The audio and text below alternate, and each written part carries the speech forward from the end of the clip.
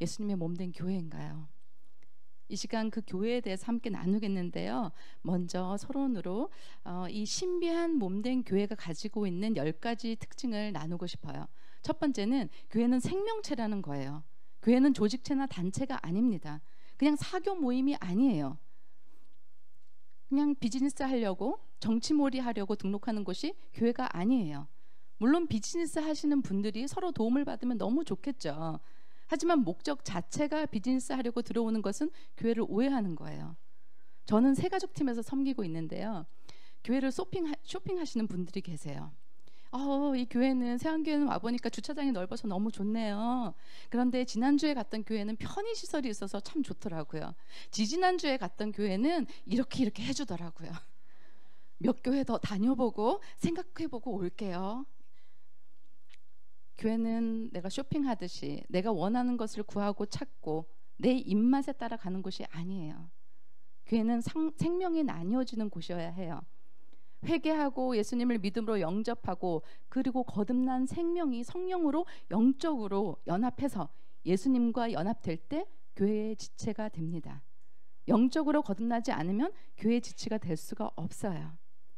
로마서 6장에서도 거듭날 때 성령께서 예수님과 연합해서 한 몸이 되게 하셔서 그때 우리가 영적으로 예수님의 몸의 지체가 될 수 있다고 말씀하셨어요. 두 번째 몸으로 비유한 이유는 건강해야 하기 때문이에요. 교회는 존재 자체가 목적이 아니에요. 영적인 생명체로 건강해야 합니다.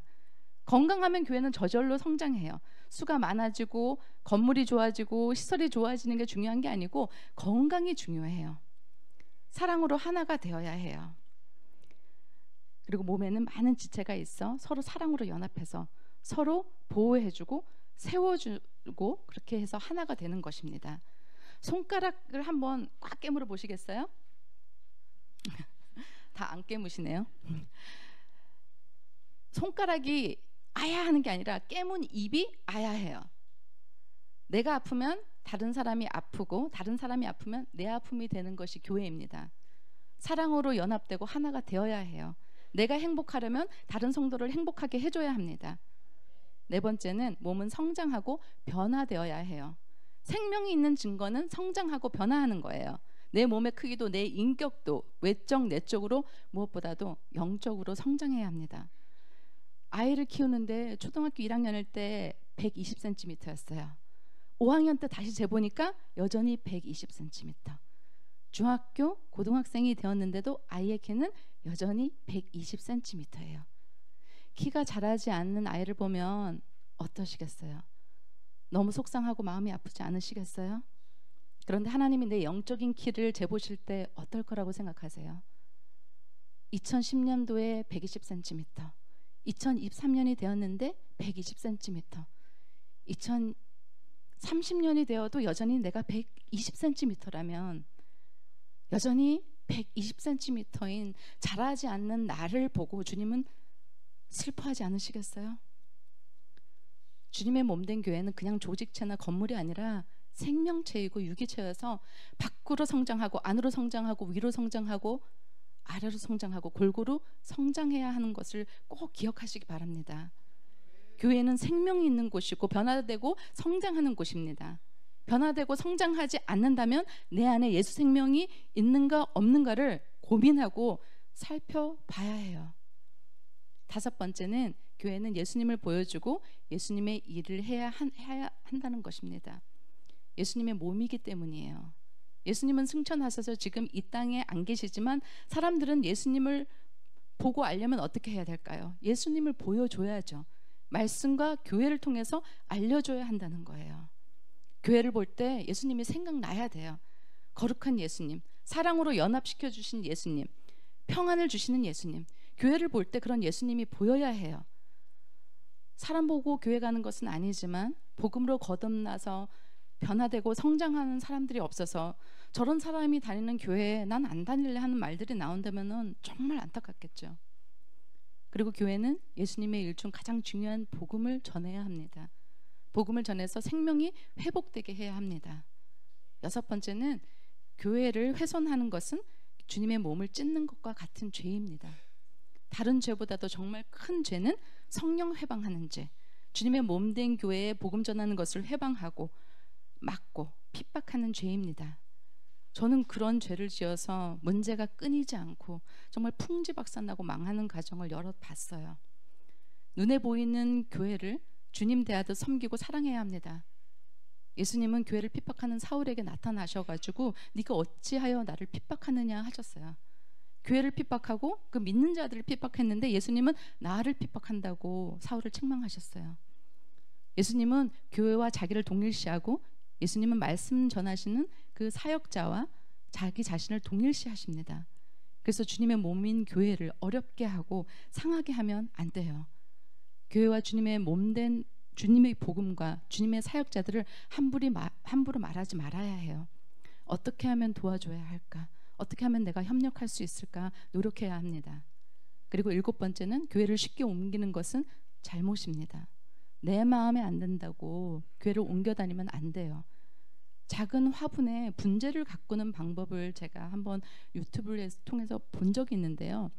화분 가리를 자주 하고 뿌리를 자주 잘라주면은 자라지 않고 아주 조그만한 분재가 된다고 해요. 만약에 우리 신앙이 분재 마냥 자주 뿌리를 옮기고 잘라서 자라지 않는 얕은 뿌리의 신앙이 되어서는 안 된다는 거죠. 기도하고 주님이 옮기라고 하면 그때 옮겨야 됩니다. 교회를 가는 것도 생명의 복음이 있어서 가야 해요. 8번째는 교회는 셀 모임, 목장 모임이 중요합니다. 몸의 성장은 세포의 성장이에요. 몸의 세포가 성장해서 분열이 일어날 때 성장이 일어나는 거예요. 목장이 건강하게 부흥해서 자꾸 이렇게 수가 늘어나야 해요. 생명의 성장이 일어나야 합니다. 그리고 9번째는 거듭날 때 예수님의 몸의 지체가 됩니다. 성령님께서 우리에게 해주신 것은 십자가 세례로 예수님과 연합되어서 예수님 몸의 지체가 되는 거예요. 그렇게 거듭나 지체가 될 때 예수 구원이 내 구원이 되고 예수 생명이 내 생명이 되고 예수 승리가 내 승리가 되고 예수 능력이 내 능력이 되고 예수 사랑이 내 사랑이 되는 것입니다. 그리고 마지막 10번째는 교회의 지체는 은사를 따라 섬겨야 한다는 거예요. 몸에 있는 지체 중에 필요 없는 지체는 하나도 없습니다. 몸의 모든 지체들이 다 필요합니다. 주님이 우리를 주님의 몸된 교회의 지체가 되게 할 때 거듭나게 하셨을 때 하나 이상의 은사를 주셨어요. 우리가 지체로서 그 기능과 은사를 감당하게 해주십니다. 건강한 교회들을 보면 목사님과 함께 전 교인이 은사를 따라 섬기고 사역을 하는 교회들입니다. 몸의 역할을 하게 사역을 맡기고 리더십을 키워줘야 해요. 이렇게 교회를 예수님의 몸으로 잘 이해하고 사랑해야 합니다. 예수님의 몸된 교회로서 우리가 교회를 어떻게 사랑하고 우리 교회가 어떤 교회가 될 것인지 교회에 대한 바른 자아상을 잘 만들어 가지고 있어야 합니다. 첫 번째로 그러기 위해서는 머리 되신 예수님. 골로새서 1장 18절에 그는 몸인 교회의 머리시라. 그가 근본이시요 죽은 자들 가운데서 먼저 나신 이시니 이는 친히 만물의 으뜸이 되려 하시며. 아멘. 우리 교회의 머리는 누구시죠? 예수 그리스도. 머리라는 뜻은 근본, 으뜸이라는 말이에요. 머리에서부터 온 몸이 그 머리의 생각을 따라서 움직이는 것처럼 교회는 100% 예수님의 뜻에 따라서 움직여야 합니다. 예수님의 비전이 우리의 비전이 되고 예수님의 말씀이 우리의 모든 행동과 사역의 근거가 되어야 합니다. 교회에서 회의할 때 다수결의 뜻에 따라서 하는 것이 아니라 회의의 목적은 주님의 뜻을 모두가 합심해서 찾는 것이 회의의 목적이에요. 연세 많은 장로님들, 말 잘하시는 안수 집사님들, 목소리 큰 분들, 정치적인 세력을 가지신 분들, 헌금 많이 하시는 분들이 교회를 좌지우지하는 것이 아닙니다. 교회에서는 사람의 목소리를 낮춰야 해요. 주님의 비전과 뜻에 따라서 움직이고 주님의 말씀에 순종하는 교회가 되어야 합니다. 두 번째, 사랑의 눈이에요. 마태복음 9장 36절을 다 같이 읽으실까요? 무리를 보시고 불쌍히 여기시니 이는 그들이 목자 없는 양과 같이 고생하며 기진함이라.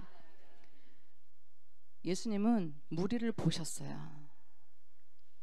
예수님이 보셨던 사람들은 주로 어떤 사람이에요? 권력 많고 돈 많고 그 지방에서 뭐 떵떵거리는 제사장 바리새인들, 그런 사람들을 보신 게 아니라 맨날 혈류병 걸린 사람, 손발 마른 사람, 세리, 죄인들. 명절날에는 친척들을 만나는 게 아니라 베데스다 연못에서 38년 된 병자를 만나셨어요. 예수님의 관점은 다 그런 거였어요. 아무 이득이 안 될 것 같은 사람들만 골라서 만나셨어요. 왜죠? 그것이 예수님의 관심사였거든요. 예수님 눈에는 그런 게 보이는 거예요. 여러분들의 눈에는 무엇이 보이시나요? 우리 교회 흠잡을 거? 목사님들, 목동들, 리더들의 그 부족한 부분들, 말실수, 행동, 실수하는 것들, 원망, 불평할 것들, 우리 눈에 보이는 것이 우리의 관심사예요. 저도 사실 그런 사람이었어요. 아주 기가 막히게 단점이나 실수, 흠들을 정말 잘 보여요. 잘 찾아내요. 그랬던 사람인데, 근데 그걸 굳이 저는 또 입 밖으로 꺼내지 않을 때가 훨씬 더 많았어요. 하지만 제 표정, 행동, 제 속에 있는 그 모든 것들이 다 바디랭귀지로 표현되는 거죠. 싫어하고 피하고 찡그리고 가시돋친 말을 하고. 그런데 예수님께서 제 안에 들어오시고 예수님이 제 인생의 주인과 왕이 되어주신 후에는 여전히 부족한 부분이 아직 많지만 예수님의 사랑이 제 안에 피어나고 점점 예수님 관점에서 바라보게 되고, 사랑은 허다한 죄를 다 덮는다고 하셨잖아요. 사랑으로 덮고 품게 돼요. 품으니까 사랑하게 되더라고요. 여러분 눈에는 뭐가 보이세요? 여러분의 관심사는 뭐예요? 영혼을 향한 사랑의 눈. 누가 아플까? 누가 힘들까? 교회는 사람들을 불쌍히 여기시는 예수님의 눈을 가져야 해요. 목자 없는 양처럼 고생하고 유리하고 방황하는 사람들을 보면서 교회가 불쌍히 여기고 그들의 고난에 동참하면서 돌봐줘야 합니다. 예수님은 수많은 병자와 가난한 자와 눈먼 자를 사랑하시고 고쳐주셨어요. 우리 주변에도 몸이 아프고 어려움 당하고 외로운 분들이 참 많습니다. 그들을 돌아보고 사랑으로 섬겨서 예수님을 만나도록 인도해 줘야 해요. 우리는 그들을 구제하고 상담하고 위로하고 치료해야 하는데, 그래야 하는 근본적인 이유는 목자가 없어서 고생하고 방황하는 그들을 목자 대신 예수님을 만나게 해주는 거예요. 그냥 불쌍히 여길 뿐만이 아니라 그런 사람들의 상황에 대한 그 근본적인 해답이 뭔지를 알고 목자 대신 예수님께로 그들을 인도해야 합니다. 위로하고 사랑을 베풀지만 예수 복음을 전해줘서 구원하고 예수님을 구원자로 믿고 영접하고 하나님의 자녀로 살아가게 해줘야 해요. 여호와는 나의 목자시니 내게 부족함이 없으리로다. 사망의 음침한 골짜기를 다닐지라도 목자이신 주님이 함께 하시니까 해를 두려워하지 않습니다. 주님이 함께 하시니 나는 늘 승리합니다. 그렇게 고백하면서 살아갈 수 있도록 해줘야 한다는 말이에요. 방황하고 아파하는 그 영혼들을 보면서 불쌍히 여기는 예수님의 사랑의 눈이 우리에게 열려야 합니다. 세 번째는 말씀의 입이에요. 성경에 보면 예수님을 반대하고 핍박하고 트집잡고 문제를 일으키던 그런 사람들도 인정한 것은 예수님 입에서는 항상 하나님의 말씀, 구원의 말씀, 복음의 말씀이 나왔다는 거예요. 교회는 예수님처럼 복음을 전하는 입이 되어야 합니다. 입은 몸 중에서 가장 큰 일을 해요. 말 한마디로 천냥빚을 갚는다는 말이 있잖아요. 하루 종일 나가서 일하면 한 양을 벌 때 말을 잘해서 입으로 하는 그 말 한마디가 몸으로 하는 것에 1000배의 효과를 얻는다는 거죠. 노예가 평민으로 풀려날 때 몸값이 1000냥이었다고 해요. 1000냥 같은 그 말 한마디가 사람의 운명, 신분을 바꾼다는 말이죠. 교회는 말이 은혜로워야 해요. 말 잘하는 교회가 되어야 해요. 말을 잘한다는 것은 말을 많이 한다는 게 아니라 살리는 말, 은혜되는 말, 유익한 말을 해야 한다는 거죠. 네 번째는 교제의 손. 예수께서 손을 내밀어 그에게 대시며 이르시되 내가 원하노니 깨끗함을 받으라 하신대 나병이 곧 떠나니라. 아멘. 당시에는 문둥병에 걸리면 전염된다고 생각해가지고 마을 밖으로 쫓아내서 격리를 시켰어요. 실제로 문둥병에 걸리면 살이 썩는 냄새 막 아주 악취가 난다고 하죠. 그리고 관절도 떨어져 나가고 외모도 흉측해진다고 해요. 그런데 예수님은 그런 문둥병자를 찾아가셨고 손을 내밀어서 그에게 손을 대셨어요. 그 고통과 아픔과 눈물에 동참하신 거죠. 그것이 교제예요. 교제는 코이노니아라는 단어로 소통한다는 말도 있지만 동참한다, 공감한다는 뜻이 있어요. 우는 자와 함께 울고 아파하는 자와 함께 아파하는 거예요. 우리가 가져야 할 바로 그 교제의 손인 거죠. 긍휼로 손을 내밀어 주고 잡아주는 그런 교회가 되어야 합니다. 교제하며 사랑을 나누고 믿음의 식구들에게 내가 받은 하나님의 은혜를 나누는 것이 교제예요. 교제를 잘하면 전도는 잘 돼요. 어제 3과에서 보신 것처럼 교제와 전도가 한 짝을 이루는 풍성한 부요와 성장의 축이에요. 전도가 안 되는 이유는 교제가 잘 안 돼서 그래요. 교제를 하면 마음이 열리고 하나님의 은혜를 나누면서 그 은혜가 전달이 되죠. 믿는 사람에게 나눌 줄 알아야 믿지 않는 사람에게도 주기가 쉬워요. 교제를 잘하면 전도의 문은 저절로 열립니다. 5번째, 나눔의 손. 무리를 명하여 잔디에 앉히시고 떡 5개와 물고기 2마리를 가지사 하늘을 우러러 축사하시고 떡을 떼어 제자들에게 주시매 제자들이 무리에게 주니. 아멘. 예수님은 아주 작은 양으로 5,000명을 배불리 먹이시는 기적을 베푸셨어요. 이 오병이어는 한 아이가 먹기에도 변변치 않은 그런 양이었는데 그것을 들어서 축사하시고 감사하고 떼어주니까 5,000명이 배불리 먹고 12광주리가 남았어요. 나눔은 확장의 비결입니다. 자꾸 주는 교회가 되어야 해요. 나누면 하나님께서 더 넘치게 주십니다. 6번째는 기도의 무릎. 예수님은 하나님의 아들로서 아무 부족한 것이 없는데도 기도에 전력했어요. 전지전능하신 분인데도 기도하셨어요. 우리가 이렇게 시공간의 제약을 받는 세상에 살려고 하면 기도가 너무 필요해요. 특히 이런 영적인 사역을 하기 위해서는 기도가 절대로 필요하다는 것을 예수님은 몸소 보여주셨어요. 기도하지 않으면 능력이 나타날 수가 없고 기도하지 않으면 하나님의 뜻을 알 수가 없어요. 하나님의 마음과 일치해서 사역을 할 수 없다는 것을 친히 보여주셨어요. 교회는 기도 운동이 일어나서 기도하는 공동체가 되어야 합니다. 교회는 무릎의 힘으로 승리하며 사역해야 합니다. 기도할 때 성령 충만하고 기도할 때 하나님의 능력이 나타나요. 신자는 제사장의 사명을 가지고 있기 때문에 우리는 힘써서 기도해야 합니다. 뜨거운 기도, 열정적인 기도, 땀방울이 핏방울처럼 되는 그런 힘을 들이는 간절한 기도가 필요해요. 6과 7과에서 보신 것처럼 기도가 얼마나 강력한 능력을 가져다 주는지 모릅니다. 기도는 커다란 배를 이끌고 가는 엔진과 같아요. 7번째, 섬김의 무릎. 내가 주와 또는 선생이 되어 너희 발을 씻겼으니 너희도 서로 발을 씻기는 것이 옳으니라. 예수님은 선생님, 주가 되어서 무릎 꿇고 제자들의 발을 씻기면서 섬기셨어요. 그런 자세로 우리도 섬겨야 합니다. 섬기는 무릎이 되어서 겸손과 사랑으로 섬겨야 합니다. 섬기는 자가 큰 자예요. 섬기는 사람이 리더가 될 때 감동을 주고 영향력을 끼칩니다. 섬기는 사람이 예수님을 닮은 사람입니다. 8번째는 순종의 발. 예수님은 가버나움으로 이사가신 목적과 방향이 이사야 선지자를 통해서 하신 그 하나님의 말씀을 이루려고 가셨어요. 여러분은 왜 이사를 하세요? 아이들이 다닐 좋은 학군이 있는 곳으로 가기 위해서? 집값이 오를 것을 생각하는 그 투자 개념에서? 주님의 평생의 관심은 하나님의 말씀과 뜻을 이루고 사는 것이었어요. 우리의 최대의 관심도 하나님 말씀에 순종하는 것입니다.